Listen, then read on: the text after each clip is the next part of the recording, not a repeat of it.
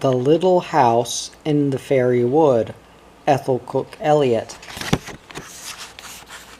Chapter 1. Magic in a Mist. That morning began no differently from any morning, though it was to be the beginning of all things new for Eric. He was awakened early by Miss Fregg's rough hand shaking him by the arm, and her rough voice in his ears. "Get up, lazy bones. All you boys pile out. This very minute. It's 6 o'clock already." Then she reached over Eric and shook the other two boys in the bed with him, repeating and repeating, "Wake up, wake up. It's 6 o'clock already." When she was sure the three boys in the bed were awake and miserable, she crossed the room with a hurried, heavy tread and clumped down the stairs into the kitchen. Though it happened just that way every morning, and it had happened so this morning, this day was to be very different from any other in Eric's life. But Eric could not know that, so he crawled farther down under the few bedclothes he had managed to keep to himself, and shut his eyes again just for a minute. The night had been a cold one, and the other boys in the bed, because they were older and stronger, had managed to keep most of the bedding wrapped tightly around them, while little Eric shivered on the very edge. So he had not slept at all, in the way little boys of 9 usually sleep, that is, when they have a bed to themselves, and their mother has left a kiss with them.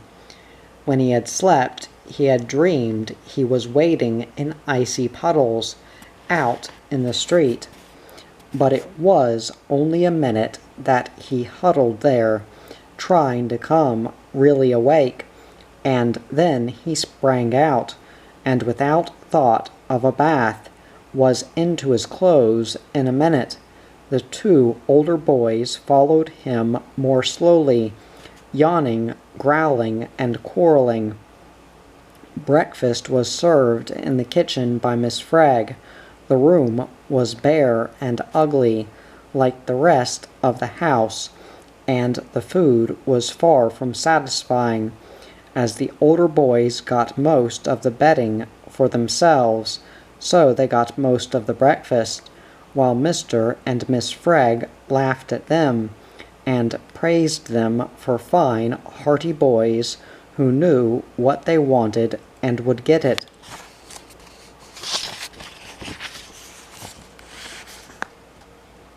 "You will succeed in the world, both of you," said Miss Fregg with mother pride gleaming in her eyes, when they had managed to seize and divide between them little Eric's steaming cup of coffee, the only hot thing he had hoped for that morning.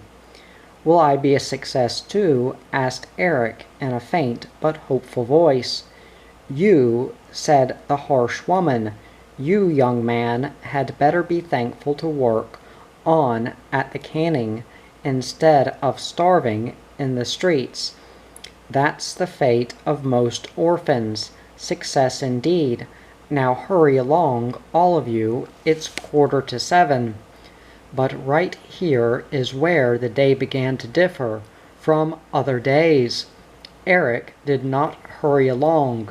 He threw down his spoon and cried, "I'd just as soon starve in the streets, and wade in its icy puddles too, as live here with you and your nasty boys and work in that old canning factory. I just wonder how you'd feel if I went out this morning and never came back. I'd like to do that." Miss Fregg laughed, and her laugh was not a nice, mother laugh at all, for she was not Eric's mother, and had never pretended that she was. Why, little Spitfire, it wouldn't matter a bit except to make one less mouth to feed. But you won't be so silly as that. You don't want to starve. All right, said little Eric, snatching his cap from its peg. You said it wouldn't matter to you. You won't see me again, any of you. I hate you all and everything in the world. I hate you. You've made me hate you hard. Then he suddenly ran out into the street. In a minute he was in a flood of people, men, women, and children moving towards the canning factory, a big brick building on the outskirts of the city. Eric had worked in that factory from the day he was 7. There is no need to tell you what he did there, for this is not the story of the canning factory. Eric, the queer, hating Eric, who had waked up that morning. But how he did hate! His eyes were full of hating tears, and they were running down his face, making horrid white streaks on his dirty cheeks. He was hating so hard that he did not even care if people saw his tears. He lifted his face straight up and dropped his arms straight down at his side, and walked right along, no matter how fast the tears came. Now he had often hated before, but never quite like this. Before it had been a frightened hate, a gnawing, hurting thing deep down in his heart. But today it was a flaring hate, a burning thing right up in his head. It was big, too, because it included everything that he knew. Miss Freg, her boys, the street, the people jostling him, and hottest and wildest of all, the canning factory. How terrible to go in there in the morning, when the sun was only just up, and not to come out again until it was quite down. Eric knew little about play, but he did know that if he could only be let stay out in the sunshine, he would find things to do there, if they'd only let him try it once. So he walked along in the direction the others were going, the hating tears in his eyes and on his face. But no one laughed at him, and no one asked him what was the matter, even the other children, for he was not crying in the usual way with little boys. He was walking along with his head up, so people did not bother him. He had reached the outskirts of the town, and was almost in the shadow of the big, cruel factory, when the magic began to work, for there was magic in this day that had started so badly. It was only waiting for Eric to see it before it would take hold of him and carry him away into happiness. It had waited for him at the door of the dull, bare little house that had never been home to him, but his tears would not let him see it. So it had followed along beside him all the way to the factory, waiting for him to feel, even if he could not see. And he did feel, just in time to let the magic work. He felt that the day that had begun so freezingly was warm, strangely warm. He wiped the tears from his eyes away to the side of his face with his sleeve, and looked about. The sun was very bright, but in a mild, pleasant way, and a tree on the other side of the street was showering softly, softly, softly, yellow autumn leaves, until they covered the cobblestones all around. Eric did not think about being late. The magic was pulling him now. He went across and stood under the tree and felt the leaves showering on his head and shoulders and caught a few in his hands. All the people passed, and soon the last one was hidden behind the heavy factory door. Eric gave the door a glance or two, but did not go. Over the roof of the factory he saw the tops of tall trees waving. He had never looked so high above the factory before, but he knew there was a wood on the other side, a wood he had always been too tired to think of exploring, even on holidays. Now he saw the tops of the tall trees beckoning him in a golden mist. The mist is the yellow leaves they are dropping, thought Eric. With every beckon the golden mist of leaves grew brighter and brighter, until he could not see the beckoning any more, but only the mist. Still he knew the beckoning was going on behind the mist. If I'm to live in the streets at night, he thought to himself, there's no need to live in the factory by day. I'll just go and see what those trees want of me. Very slowly, with little firm steps, he went by the factory door, and then around under its windows to the wood at the back. It was Indian summer. That was why the golden leaves were showering in a mist, and why the sun was so warm. Eric dropped his ragged coat and cap on the edge of the wood. It was so warm, and went in. A little girl had been watching him from her place at one of the factory windows, where she was sorting cans. She had seen him before, working at the factory, day after day, and they had played together sometimes in the noon half-hour. Now she wondered what he was doing out there. Had they sent him, perhaps, to do a different kind of work that could only be done in the woods? But as he walked away in under the trees, farther and farther, the golden mist that was over the wood drew in about him, and although she leaned far forward over the cans at a great risk of knocking over dozens and setting them rolling, he was lost in it. It had dropped down behind him like a curtain. Chapter 2. The Bright House. Eric knew nothing of the little girl and her thoughts. He was walking in a golden mist, but he could see quite perfectly, and even far ahead down long tree aisles. At first the trees did not grow very close together, and there was little underbrush.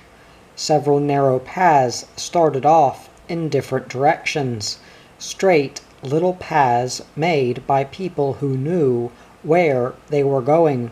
But Eric did not know where he was going, so he struck off in a place where there was no sign of a path.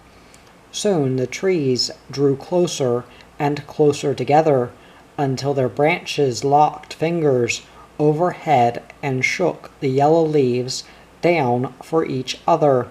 The leaves showered softly and steadily. Eric's feet rustled loudly in them. Soon he stopped and took off his worn shoes and stockings. He left them where he took them off and went on, barefoot. Now that he was only in his shirt and trousers, he began to run and leap. He leapt for the drifting leaves, and he ran farther and farther into the happy stillness. The trees crowded and crowded, and the mist of leaves grew brighter and brighter. No birds sang, for they had all flown away for the winter, and there were no flowers, but the drifting leaves hid bareness, and magic covered everything. After Eric had run and leapt and waded in the crackling pools of leaves for a long time, he grew hungry. But there is no food here, he thought, and anyway, it doesn't matter. It's much better to be hungry here than in the dirty streets. He decided to go to sleep and forget about it, so he lay down in the leaves. They fell over him, a steady, gentle shower, and he slept long and without dreaming anything. But when he woke he was cold, and worse than that, the golden mist had faded. It was almost twilight. The light was cold and still and gray. While he slept, Indian summer had vanished, and its magic with it. Now, no matter how fast Eric ran, or how high he jumped, he was chilly through and through, but he did not think of trying to find the way out of the wood. The streets would be as cold as the forest, and never, never, never, if he starved and froze, was he going back to that house in the village where he had lived but never belonged. So he went on until the gray light faded, and the soft rustle of falling leaves changed to the noise of wind scraping in bare branches. When he was very cold and ready to lie down and sleep, again to forget, he came quite suddenly on an opening in the trees. In the dim light he saw a little garden closed in with a hedge of baby evergreens. The wind was rustling through the stalks of dead flowers in the garden, but in the middle of it was a little low house, and the windows and doors were glowing like new, warm flowers. Yes, it was a house and a garden, away there in the wood, but no path led to it through the forest, and there was a strangeness about it, as about no house or garden Eric had ever seen.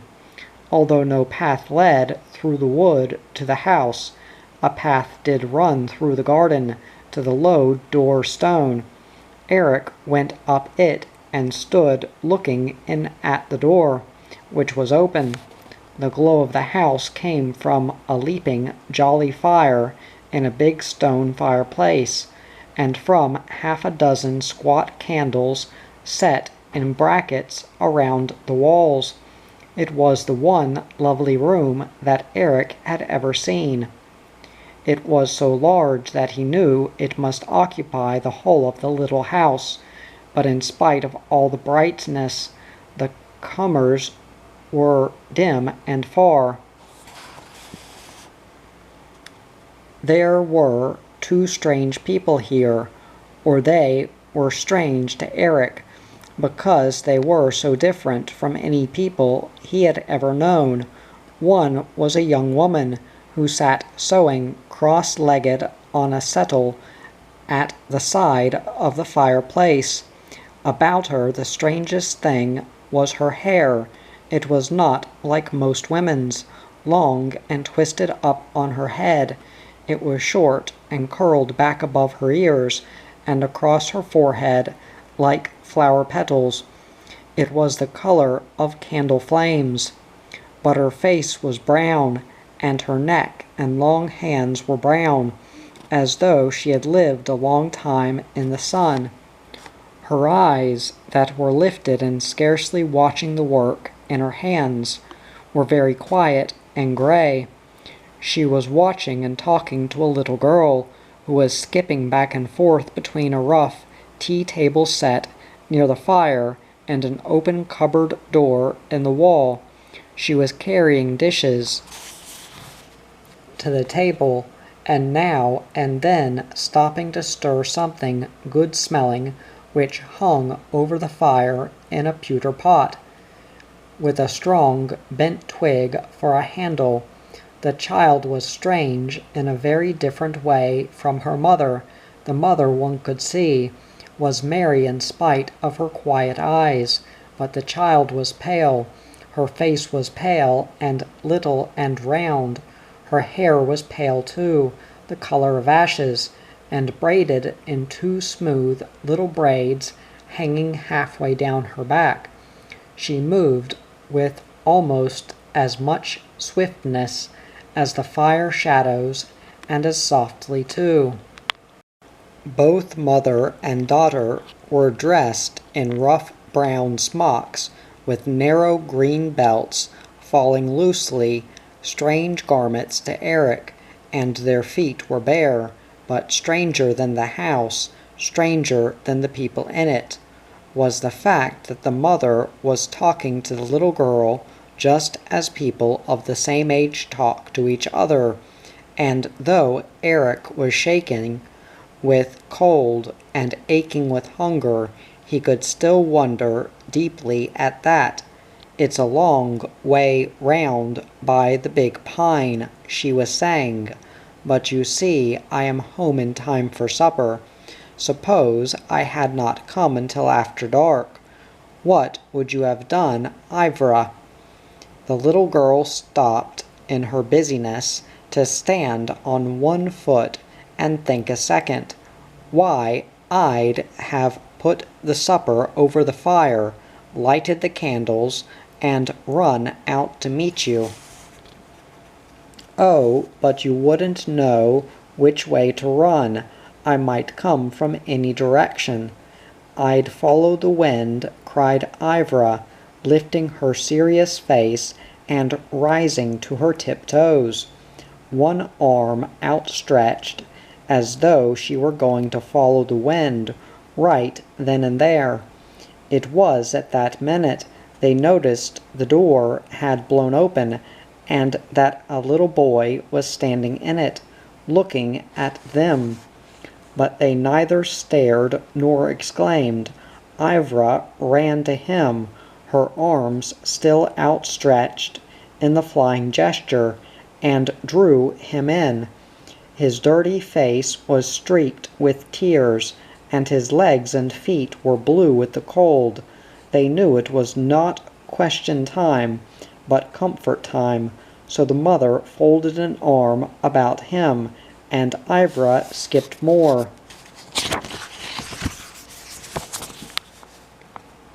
Rapidly than ever between the cupboard and the table. Almost at once supper was ready, and the table set for three. As the last thing, Ivra brought all the candles and set them in the middle of the table. They sat down, Eric with his back to the fire. It warmed him through and through, but their friendly faces warmed him more. Very little was said, but when the meal was nearly over, Ivra asked him how long he was going to stay with them. Immediately he stopped eating and dropped his spoon. His eyes filled with tears. He had utterly forgotten about his plight until then, how he was homeless, workless, and bound to starve and freeze sooner or later. Ivra's mother saw the misery in his face and quietly spoke. "We hope for a long time. As long as you want to anyway. 3 in a wood will be merrier than 2 in a wood. If you like me, I will be your mother." Ivra clapped her hands. "Stay always," she cried. "I will be your playmate. There will be many playmates besides, too, and I will help you find them." Eric glowed. The hatred that had been flaring in his head suddenly faded, and the heavy thing that had been his heart for as long as he could remember became light as thistledown. He looked at the mother, and the kindness in her eyes made him tremble. "I will stay and be your child," he said. Chapter 3. Firelight.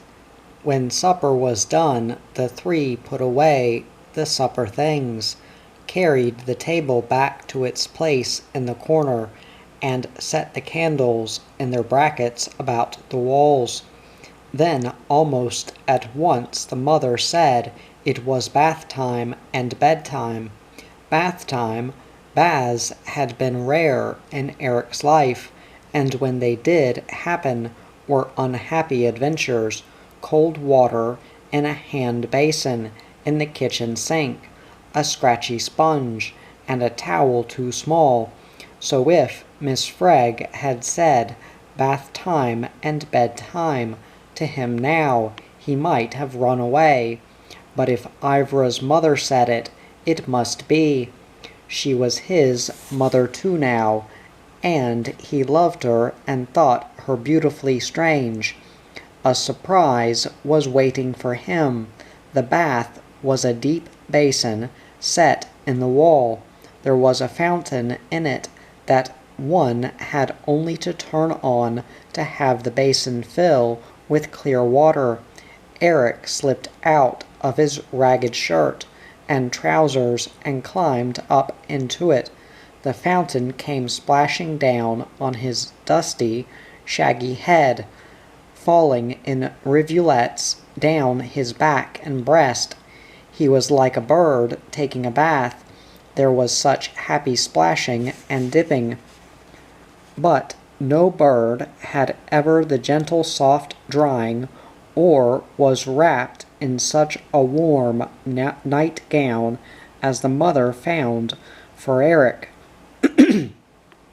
It was one of Ivra's night-gowns, but quite large enough. Then she tucked him into a narrow couch far from the fire. It was the first time Eric could ever remember having slept alone. Ivra was already in a bed against the opposite wall before the mother got into hers, which was open and ready for her. She blew out all the candles and opened the door and windows. "Good night, my lambs," she said, and a very few minutes afterwards Eric could see by the firelight that his mother and playmate were asleep. How cold the wind felt as it blew over his face, but how warm and snug his body was. There, in the soft, clean night-gown, between the light, warm blankets, how fine to be there so warm in bed. While his cheeks grew red in the cold air and burned deliciously. How could he ever sleep? He was too happy. He looked at the fire, and then he looked harder. It was not a fire at all, but a young girl, all bright and golden, sitting with her head drowsily bent forward on her knees, and her arms wrapped close about her legs. But as he watched, she slowly lifted her bright head and looked quietly about the room. Then she gradually and beautifully rose and stepped out of the fireplace onto the floor. Slowly she moved across to the mother's couch and stood still as though looking down at her. Slowly she bent and drew the bedclothes higher about her shoulders and kissed the flower-petal hair curled back on the pillow. She moved then to Ivra's couch, still slowly and very beautifully, and Eric could see her smile at the little one huddled there, half on her face, one arm thrown up over her head. Gently the fire girl rolled her into a relaxed position on her side, tucked in the flung arm, and kissed the closed eyes. Then she stood a minute looking away. Eric did not know where, but his heart began to ache with wonder and longing. Would she come to him too, or was he only a stranger? He lay still, watching her from his dark corner. At last she stopped looking away, and came across the floor to him. She brought all the brightness of the room with her, and her feet made no sound on the boards. When she stood above him, he shut his eyes. though he wanted very much to look up into her face. She bent down, and her hands smoothed his covers, warmed his pillow, and lay still for a minute, like sunlight on his cheek. When he opened his eyes again, she had gone back to the fireplace, all her brightness with her, and was resting there, a drowsy golden girl, her head bent forward on her knees, and her slim arms wrapped close about her legs. Eric lay and watched her for many sleepy minutes, while her light fell dimmer and dimmer, lower and lower. When it was just a tiny flicker, he dropped to sleep. Chapter 4. The Gossip. He slept long and deeply, for when he woke he felt rested, but he did not open his eyes. It must be time for Miss Freg to shake me, he was thinking. Until she does, I'll just stay as I am, and pretend it wasn't a dream, but real. For although he remembered very well all that had happened to him yesterday, he could not believe it was true. So he lay still in his snug bed, wondering that Miss Freg's boys had left him so much of the bedclothes. How fine to have a little time to pretend a dream, he said to himself, but Miss Freg did not come, and did not come, until at last he opened his eyes, just in wonderment. It must be 6 o'clock. When he saw where he was, and that the dream was true, his heart almost stood still for joy. He was indeed far away in the woods, safe and snug and warm in this bright house, and Miss Freg could never reach him here. And he would not go to the canning factory that day, nor the next, nor ever again. The new mother had said so. His happiness brought him up in the bed wide awake, and then he got out. He had not learned to bound out yet, but that came. The fire was burning merrily. All was in order, the beds made and pushed back against the wall, the hearth swept, and some clusters of bright red berries arranged above the fireplace. But where were Ivra and Helma?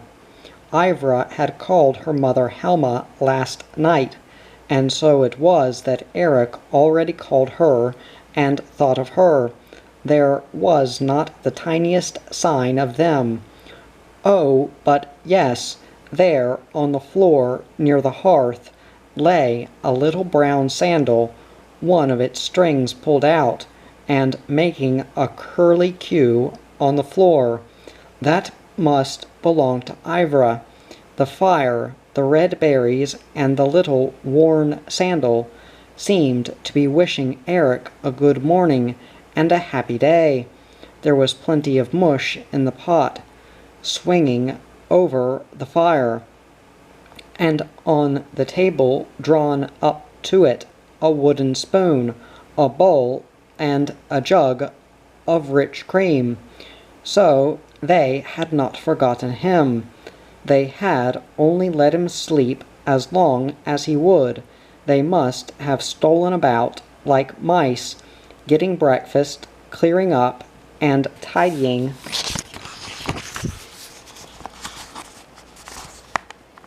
the room, and then closed the door very softly behind them when they went out. And wonder of wonders, after yesterday's Indian summer outside, it was a wild winter day. Gusts of snow were hurling against all the windows of the house, and blowing a fine spray under the door. Eric, with his face against a window pane, could see only as far as the evergreen hedge, because the trees beyond were wreathed in whirling snow clouds. The dead flowers in the garden were hidden under the blowing snow. The little straight walk-up to the door was lost in it, and the footprints Ivra and Helma must have made when they went away were hidden too. Something red blew against the hedge. For a minute Eric thought it was a big bird, but it found the opening and came through, and then he saw it was a little old woman. She came briskly up to the house, a red cape blowing about her, sometimes right up over her head, for because of the jug she was carrying she could not hold it down. She walked in without stopping to knock, and was as surprised to see Eric there as he was to see her, but she got over it at once. "Good morning," she said cheerfully, going across the room, whisking a pitcher out of the cupboard and emptying her jug of milk into it. "This is the milk for them, and it's as much as ever that I got here with it. The wind is in a fine mood, pushed me here and there all the way through the wood, and tried to steal my cape from me. Say nothing of Helma's milk. Perhaps some of the wind creatures wanted them, or it might be the old tree man himself, looking for a winter cape for his daughter. But I said, no, no, the milk is for Helma and little Ivra. I take it to them every morning, and I'll take it this morning whether or no. So pull all you like, cape or milk, you'll not get." The cape had a good clasp, and I've a good hold of the jug. Pull away. Here the old woman, the pitcher put away, and the cupboard door closed, dropped down on the settle, and waited for Eric to speak. She was a jolly little old woman. One could see at a glance. Her face was the color of a good red apple, and just as round and shiny. Her eyes were beady black, bright and quick, and surrounded by 100 finest wrinkles that all the smiles of her life had made. Her mouth was pursed up like a button, out of which her words came shooting, quick and bright and merry. Eric stood looking at her, not thinking to say anything, so after the briefest pause she went on, peeping into the pot. "I see you have some mush here, so as I've come all the way from the farm and am ready for a second breakfast, after my tussle with the wind, I'll share it with you, or perhaps you have had yours already." "No, no," cried Eric, suddenly remembering how hungry he was and hoping she would not take it all. "I have just waked up, so then we'll breakfast together." And away she flew to the cupboard again and brought out a second bowl and spoon. Then she stirred the mush round and round a few times, and dished it up. Eric noticed that she divided it exactly even. She flooded both bowls with cream, and together they sat down to it. What a good breakfast that was, and how fast the little old woman talked. But in spite of all her talking and flying around, she had looked Eric up and down and through, and made up her mind what kind of a person he was. What she saw was a pale little boy of 9, in a ragged shirt and trousers, and barefooted. His hair was shaggy and unbrushed, but tossed back from a wide brow. His mouth was sullen, but she forgot all about shabby clothes, unbrushed hair, and sullen mouth when she came to his eyes. They were wide and clear, and returned the old woman's keen glance with a gaze of steady interest. Sullen and pale, but clear-eyed, she liked the little stranger, and so she went on talking.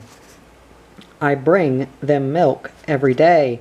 It's a long way here from my farm, but not too far when it's for them. Helma's gone into the village, hasn't she? When I came to Little Pine Hill this morning, the snow stopped whirling for a minute, and I caught a glimpse of her a-striding across the fields. It's a fine way of walking she has, like the bravest of forest people. When I reached the Tree Man's, the wind didn't stop for me, but I spied that child Ivra just where I knew she'd be, racing and chasing and dancing with the snow witches, out at the edge of the wood. It's a pity she can't go with her mother, I said to myself when I saw her, and not be wasting her time like that. The snow witches are no good to any one.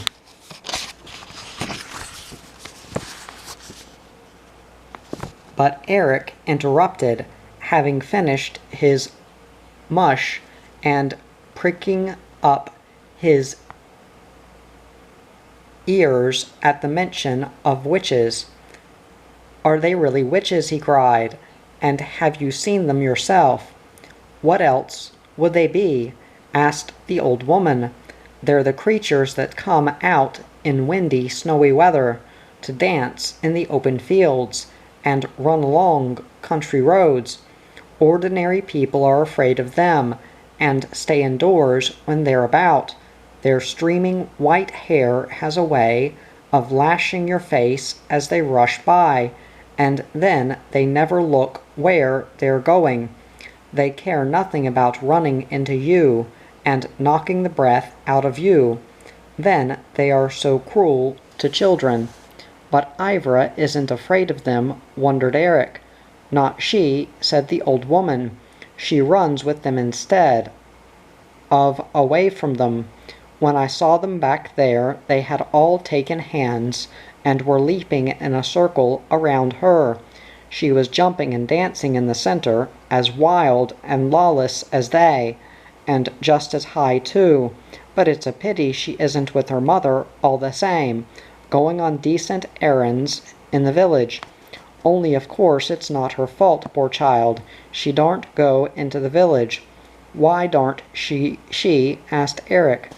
"How dare she?" cried the old woman. "She'd be seen, for she's only part fairy, of course. But hush, hush." She clapped her hands over her mouth. "What am I telling you? One of the secrets of the forest, and you are a stranger here. You must forget it all. Ivra's a good child. Now don't ask me any more questions, or I might tell you more." But Eric had begun to wonder, what did it mean that Ivra was part fairy, and why wasn't it safe for her to be seen in the village? And were there really witches? And was she playing with them out there in the wild day? The old woman was talking on, but he heard no more. Then the door blew open in a snowy gust of wind, and there stood Helma the mother, her arms full of bundles, her cheeks ruddy from the wind, and her short hair crisp and blown.